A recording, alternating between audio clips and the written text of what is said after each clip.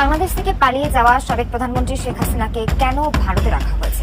বৈষম্য বিরোধী ছাত্র আন্দোলনের তোপের মুখে পড়ে শেখ হাসিনা দেশ ছেড়ে পালিয়ে গেছে। এখন বর্তমানে সে ভারতে অবস্থান করছে। তার মানে কি ধরে নিতে পারি যে ভারতে বসেই তিনি বাংলাদেশকে নিয়ে বড় ধরনের চক্রান্ত করছে? আসলে তো ধরে নেওয়ার কিছুই নাই। শেখ হাসিনা ভারতে পালিয়ে যাওয়ার পর থেকে একের পর এক ইন্ডিয়া থেকে হুমকি আসছে এবং কোনো নোটিশ না দিয়েই ফারাক্কা বাঁধ ছেড়ে দিয়েছে ভারত। তারপর কুমিল্লা, নোয়াখালী, ফেনী বন্যায় ভেসে গেছে। এটা শেখ হাসিনা পালিয়ে যাওয়ার কিছুদিনের মধ্যেই হয়েছে। তার মানে এখনো শেখ হাসিনা যেহেতু ইন্ডিয়ায় অবস্থান করছে, সামনে নতুন কিছু চক্রান্ত নিয়ে হাজির হবে শেখ হাসিনা। যেহেতু শেখ হাসিনা এখনো ভারতে অবস্থান করছে, ইতিমধ্যেই আমরা ভারত থেকে অনেক রকমের হুমকি পাচ্ছি যে ভারত নাকি বাংলাদেশের উপরে আক্রমণ করবে, মানে যুদ্ধ শুরু হয়ে যাবে।